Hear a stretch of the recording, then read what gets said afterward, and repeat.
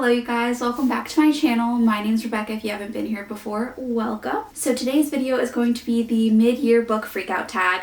I've never done one of these before, but I've always watched them and thought that they were a lot of fun. So I figured I would give it a swing, and this is truly a freakout tag because I am nowhere near the goal of where I need to be considering it's halfway through the year. And if you can hear a little movement, that's my dog. He may pop into the screen. He's just hanging out. But this is truly a freakout tag because I am nowhere near where I need to be considering it's the halfway point of the year. I have read about 15 books and my goal is 50. So we're, not where we need to be, but I've actually taken a lot more of a chill approach to reading this year, which I will talk about once we get into it. But I have all the questions written down right here. I've just used the same that people use in past years. So this is the one that I found online. If you have any other questions you want to pop in the comments down below, go for it and I will comment back to you and answer them. But for now, make sure to like, subscribe, hit that bell notification, all that good YouTube stuff, and let's get into this video. Grab your bevs. So the first question is, how many books have you read so far this year, plus overall stats? So like I said, I've read 15 books this year, so that's 30% of my goal of 50 books, which is slightly behind since we want to be at 50% obviously. My longest reading streak, I use Fable to track a lot of my reading stats, so my longest reading streak was 20 days in a row, and my average rating is a 3.7 stars with only 2 5-star books for this year so far, and the majority of books I've read have been mystery/thriller with the second most being fantasy. So that's kind of where I'm at this year so far. Like I said, I'm really okay with where I'm at in terms of only having read 15 books this year. I've been trying to prioritize intentional reading and slow reading over reading as many books as possible, and I guess I've been slumping a little bit. Whenever I fall into a book slump, I tend to reach for an Agatha Christie book because they're short, easy to get through, and very formulaic. So I have read a couple of those, but I would say overall I'm really happy with where I'm at. I've been enjoying the books I'm reading. I would like there to be more 5-star reads in the second half of the year because 2 is pretty low. I haven't had a ton of books that I've fallen completely in love with. But there is one that I really loved, and the other 5-star was also very good. Yeah, I'm just going where the wind takes me. Hopefully it's a strong reading summer. I'm really hoping that I pick up the pace and just fall into reading a lot of books, not because I want to necessarily hit a goal, which is arbitrary. I could change the goal to 30 books, it doesn't matter. More just because I love reading and I want to feel that feeling of wanting to read book after book after book just because it feels so good. And I'm definitely starting to get into that summer reading mood where I want a beach read. I want an Ellen Hildebrand book. So I did pick one up recently and I'll probably be reading that very soon. The next question is, best book you've read so far in 2025. So I have a stack of books here just so I can reference them as I go, because I know people like to look at the book. So the best book I've read so far this year is absolutely Jurassic Park by Michael Crichton. I should probably figure out how to say his last name since this is one of my favorite books of the year. But yeah, this little book I got from a used bookshop, and I just fell in love with the story. I'm a huge fan of the Jurassic Park movie series. There's a new one coming out in July that I'm so excited about. I will be going to watch that. But I had never read the books. There's actually only, I believe, 2 books. The first book, this one, and then Jurassic Park 2, which I've heard is actually very different than any of the movie franchises. But I only have read this one so far. Absolutely loved it. It was a great read.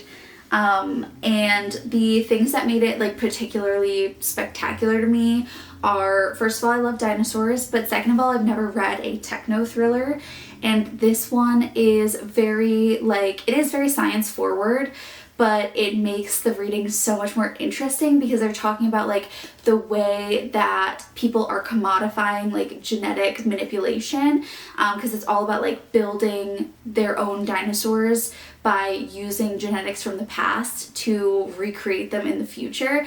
And it talks a lot about like the ethics of whether this should be happening since the dinosaurs naturally went extinct, and like just because we have science doesn't mean we necessarily should use it in this way.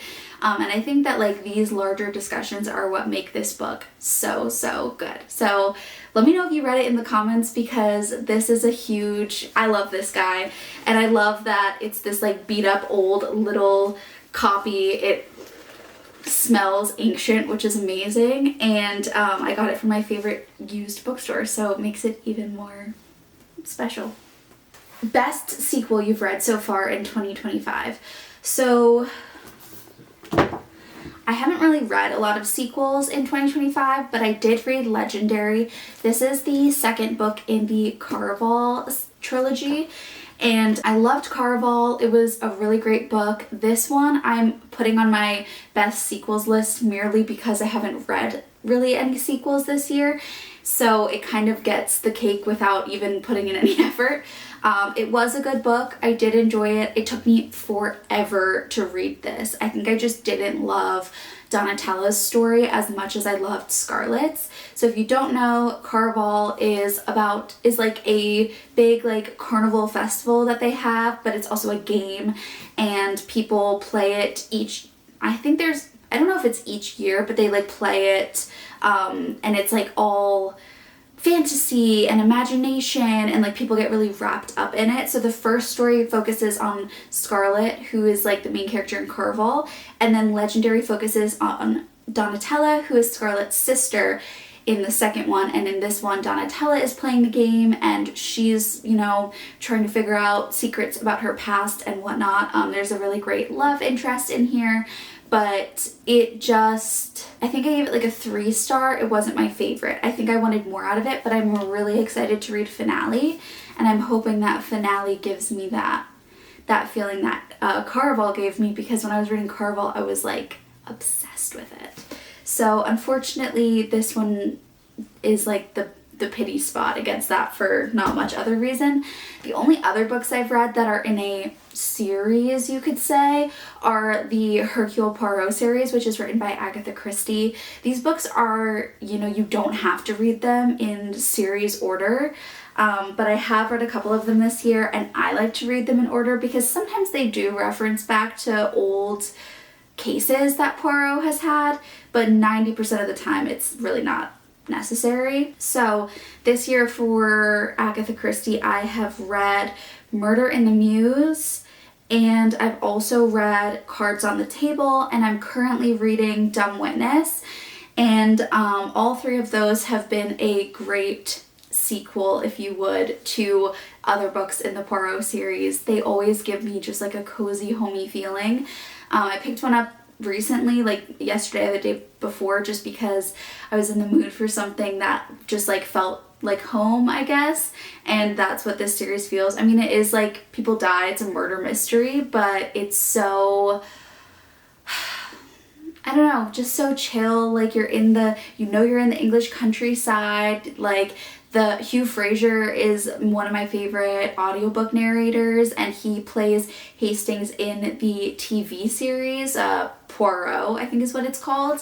So he does such a spectacular job reading these books. He's got like this gorgeous British accent, and it just is amazing. So I like to listen to them, go for walks, or like lay in bed, like right before I go to sleep, I'll listen to them. So that's a favorite. That one genuinely is a favorite. New release you haven't read yet but want to. So I have quite a few of these. One of these is Atmosphere by Taylor Jenkins Reid. I've heard really good things about it. I have not read it yet, and I don't own it. I'm really trying to read the books that I own before I go out and buy any new ones, so that one's probably going to be lower on my list because I gotta read the ones I own. The next one I've got is The Night and the Moth by Rachel Gillig. This one I got as an ARC, and I have heard like such incredible things. Rachel Gillig also wrote One Dark Window, and I've also heard great things about that. One of my really good friends, Sarah, read this and went to the book signing and loved it, so I will be reading this. It's a really big, like, floppy copy. Like, I feel like it's bigger than the average book. You can see this is a big boy. So, but I'm really excited to read it, and I think it will be a great book. And yeah, I am clearly in my fantasy era right now, or maybe it's not clear to you, but I am in my fantasy era right now. And the next book I have on this list is, easy, Oathbound by Tracy Deonn. This is from the Legendborn series. I actually also have to read Bloodmarked. It's right behind me. But these two are big, but the story is incredible. I can't wait to continue. These books are all about Bree, and she basically goes to an early college program. She's young for her age, or she's young to be in college, but she's like really smart.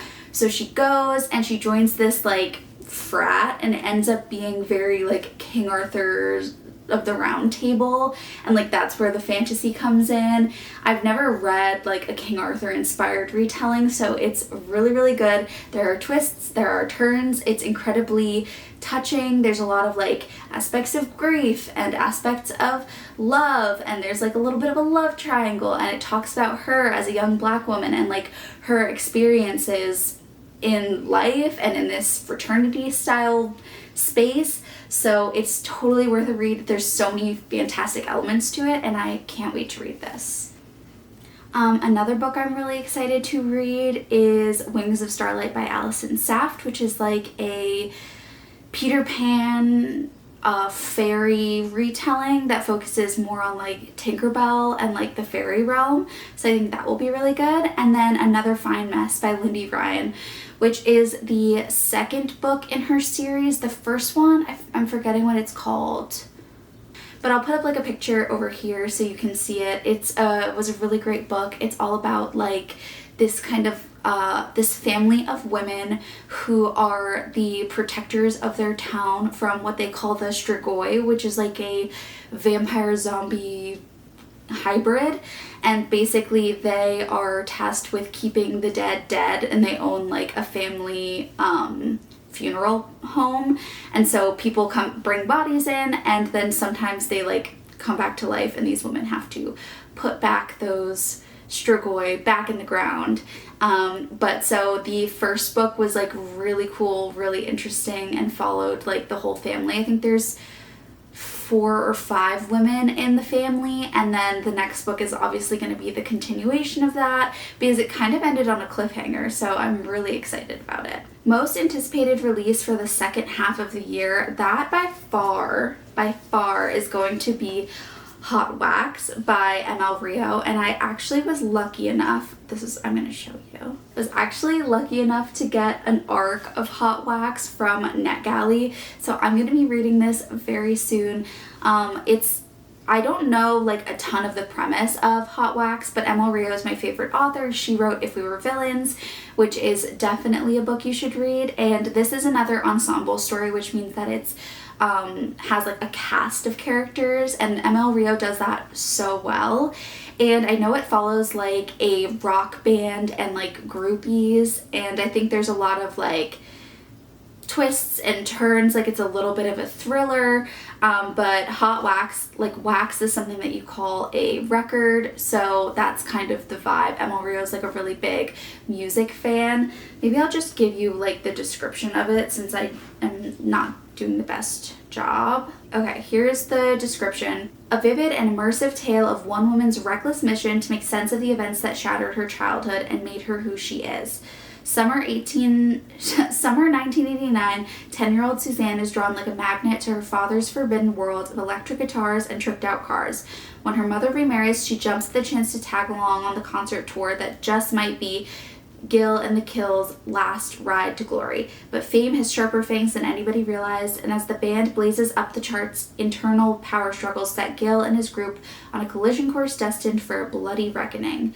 one shrouded in mystery and lore for decades to come. So basically it seems like it's a past present mystery about like what happened during this girl's childhood being like a groupie with her dad's band. And I think it's going to be incredible because everything Emma Rio writes is incredible, and I just bought tickets to the book signing, so I'm literally so excited. Catch me saying that about every book, but this book I'm genuinely so excited, like has a chokehold on me right now. So the next question is, what is your biggest disappointment of the year so far? That undoubtedly is The Honeymoon Crashers by Christina Lauren, but I kind of went into it knowing it was going to be bad. Like, do you ever get the desire to read a book but you want to read a bad book? It's like when you want to watch a crappy movie just so you can like hate watch it, I guess. So I decided to read The Honeymoon Crashers because I've read The Honeymooners by Christina Lauren, and this was like the new novella follow-up to that book. So this one focuses on, the first book focuses on Olive and Ethan, and this one focuses on her sister and her sister's new love interest. I forgot what her sister's name, that's how bad the book was. I can't even remember the characters' names. But the premise is basically like Olive and Ethan are getting married. We've seen their romance in the first book, and her sister is trying to plan the wedding for her and taking on a lot of responsibility. And part of it has to do with the fact that her wedding was ruined because everyone got sick, which you read in the first book, and also like her husband was a douchebag. So she is like on her way to trying to find, you know, kind of this redemption. And the book was basically trying to explain away the bad behavior of characters from the last book, and it was really annoying because I really liked the story of the last book, The Honeymooners, or The Unhoneymooners, and they ruined it with like the third act breakup and the conflict. It was so bad that I was like, you should break up with this man and you should never get back together. So this book kind of felt like we're gonna try and explain away what happened and like excuse the bad behavior of like everyone around Olive, who basically like gaslit her into thinking she was wrong and being dramatic. And I hate that. So I kind of hate read this. I think I genuinely did want to know where the story was going to go, but I knew that it was going to be bad, and it was. So I gave it 2 stars. Worst book of the year so far. The biggest surprise of the year has got to be Practical Magic by Alice Hoffman. If you haven't seen the movie, A, you should go watch the movie, and B, you should read the book. But basically, I had a really hard time in the first half of this book. It was not that I didn't enjoy it, but it was definitely a slow read, and it took me like over a month to get through. And once I hit the second half where the action happens, I was like totally in on it and just like zooming all the way through. This book is extremely different from the movie, which I actually have a video coming out where I watch famous movies and then like read the books that go along with them. And Practical Magic was always one of my favorite movies growing up, so I was like, I'm gonna love the book. But it is so extremely different that I think it threw me for a loop, but it's also amazing. So the surprise really came from the fact that this book turned itself around from being something that I was like considering DNFing for the time to actually giving it a 5-star because I loved it so much. And I think the most touching points of this story are really the sisterhood aspects that you see throughout each generation of women. This is all about like the Owens women, and specifically Sally and Jillian, but they also have their aunts who are sisters, and then they have, Sally has daughters who are also sisters. So there's so many aspects and discussions about sisterhood and what it means in each generation and like how it affected these women, and it just touched me in such a special way. I have sisters, and it just meant a lot reading about the different sisterhood dynamics that they had. So I really liked this. It was a huge surprise to me though. I was really thinking like, oh, this is gonna be like a 2 or 3-star read. I'm not loving it, and it ended up being my second 5-star read of the year. My leg is falling asleep. Okay, favorite new author, debut, or new to you? So my favorite new author is probably Michael Crichton. Like I said, I need to figure out his last name since I like his book so much, but I loved the Jurassic Park book. I'm definitely going to read Jurassic Park 2, and he has like a huge backlist of books, so I'm excited to be able to dig into his other series.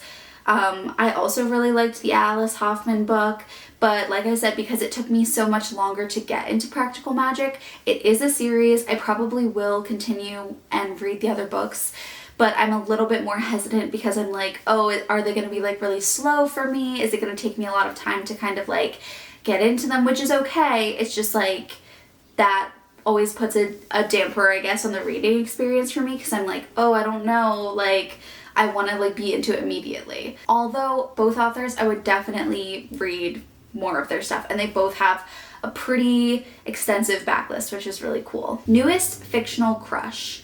I have not read a lot of romance this year. That is one thing that like I really haven't touched, but I would definitely say Dante in Legendary is a really great romantic character. Like, there's something about him that is just so enchanting and mysterious. He's like the bad boy that you know you're not supposed to like, but you really do.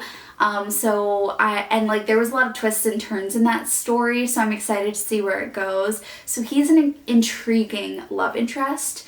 And then the other one I will say is Prince Sky from The Night Ends in Fire. I'm currently reading that book. It's right here. It's gorgeous.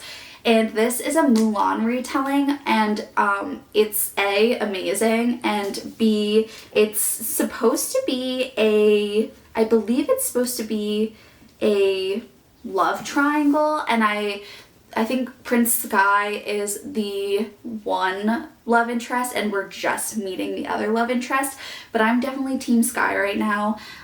He seems very sweet and fun, but then also like he takes on this other character when they're like going to war. He's like a commander, so he has to take on this position of power, and he's kind of playing between these two sides, like who he really is and like where his duty leads him.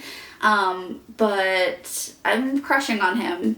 I like him thus far. We'll see what happens. Favorite fictional couple. So like I said, not a lot of romance books read this year, so I'm gonna have to go with Jillian and Ben from Practical Magic. Jillian is Sally's sister, so she's like the kind of like, they're not like main characters, but she's like the other main character sort of. And Jillian and Ben just like completely fall for each other. Jillian's always been this like wild child, never tied down. Like, she's gotten married multiple times, and she's always like immediately wanted to leave after she's gotten married. But you can tell that with Ben it's different, and that she's like genuinely changed, not changing herself for him, but changed because like she loves him and she wants to be better for him. And so I think that like that's really sweet, and I did love them as a couple. Newest favorite characters. So I put the character cast of Shady Hollow as the winner of this category. Shady Hollow is like, I describe it as Winnie the Pooh but for adults. It's this really cute, cozy mystery that takes place in a little woodland village with a bunch of woodland creatures. And honestly, the world is so cute. I would totally move in there if there wasn't like a murderer running amok. But they catch the person, so it's fine. But it's a really cute cast of characters. You've got like this moose named Joe who owns a coffee shop called Joe's Mug, I think. And you've got like the fox, who is Vera Vixen, and she's a journalist, and she's kind of like the main character. But you've got just this whole cast of characters and how they interact with each other, and it's literally adorable and so cute. So if you were someone who loved like Winnie the Pooh growing up, then I would definitely suggest this book.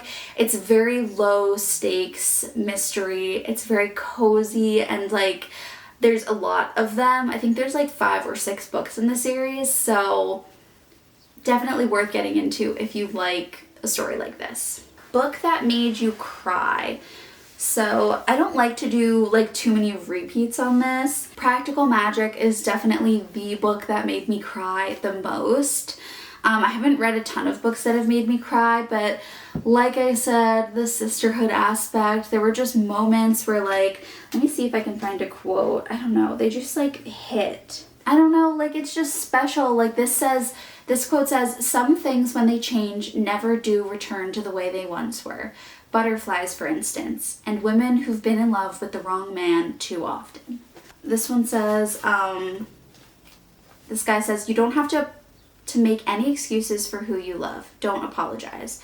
And she says, and then she thinks, "Why, before he introduced the idea that love was blameless, Jillian never once stopped to consider she might not be responsible for everything that went wrong."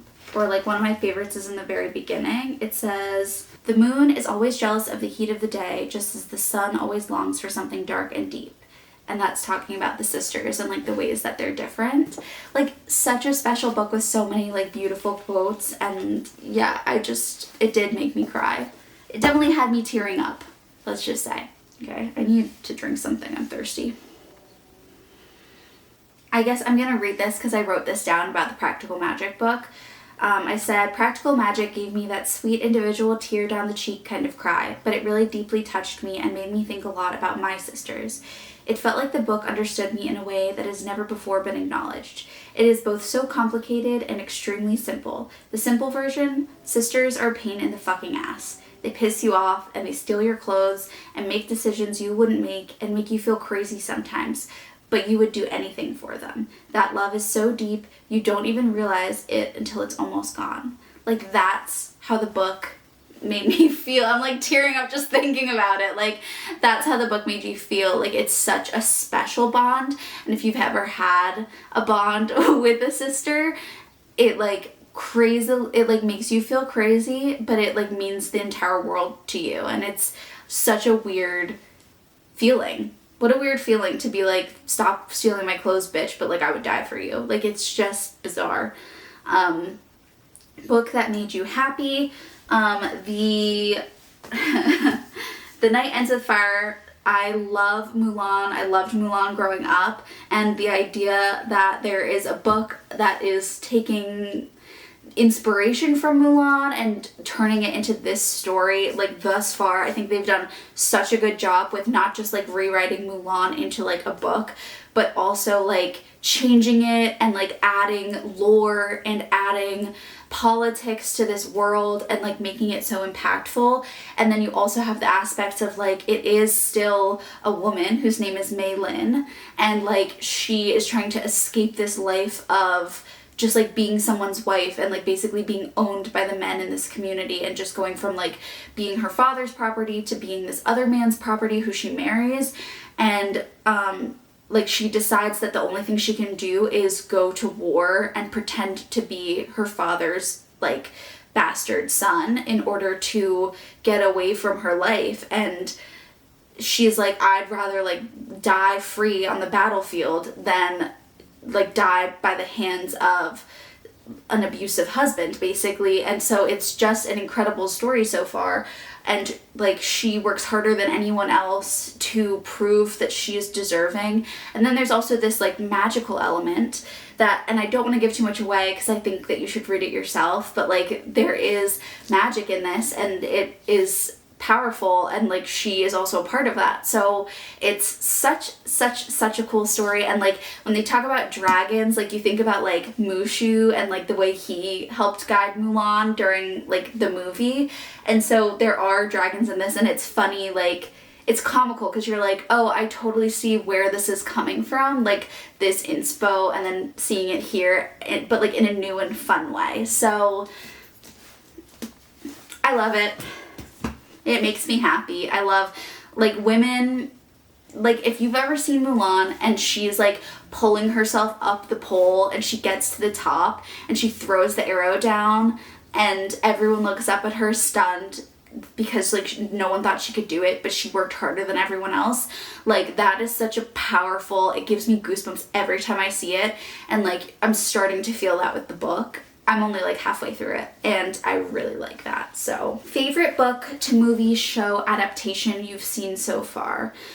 So book to movie, I haven't really seen any this year. I did do a video reading, like I said, like books that inspired like famous movies like Jurassic Park and Bridget Jones's Diary and Practical Magic. So I would say all of those were really great book to movie adaptations. They're all really old. They're not like new at all, but they are ones that I genuinely enjoyed, and like I've seen the movies a lot, so I'd never read the books, and going back just made the movies like even more impactful, and you get to see the inspiration for like where certain things come from. Like in the Bridget Jones's book, they mention that, what is his name, Colin Firth, I think that's his name, is like playing Mr. Darcy in like this like movie adaptation, which he does do in real life, and then they cast him in the Bridget Jones's Diary movie as Mr. Darcy. Like that's hysterically funny,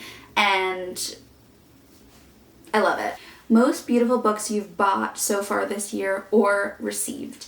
So the first one I've got here is The Conditions of Will. I think that this book is stunning. It's by Jessa Hastings, and this is an ARC edition, but the cover is the same as the regular cover, and all of Jessa Hastings' covers, in my opinion, are literally stunning. So this one is no different, and I am very excited to read this book because, you know, I'm a cover girly at the end of the day.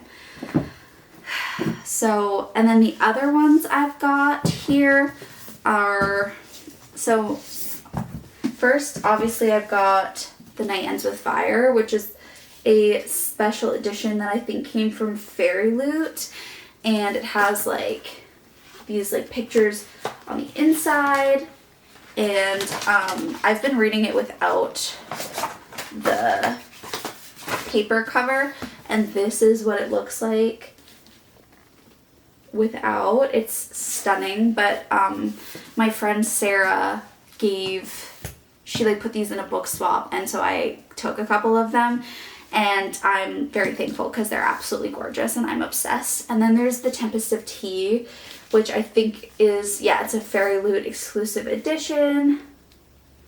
It's the same thing. Got, you know, different, like, look at that interior is stunning, so I'm absolutely obsessed with that. And the last one is Spice Road. This one, yeah, they're all Fairy Loot, and sometimes they come with bookmarks and stuff. Like there's the interior art, and then like the cover itself, and then this one has like an alternative cover. So these are the most beautiful books I now own. Thank you very much, Sarah. You are very kind. And but like I only grabbed these because I was interested in reading them, so I'm like really excited. I've heard great things about Spice Road. A Tempest of Tea is like, I love tea, so I was immediately like, I want to read that. So those are my prettiest editions that I've gotten this year. And then the last question is, what books do you need to read by the end of the year?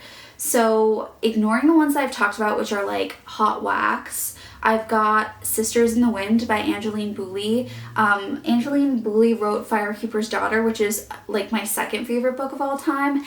So I am so excited that she's coming out with a new book. I believe it is coming out in September.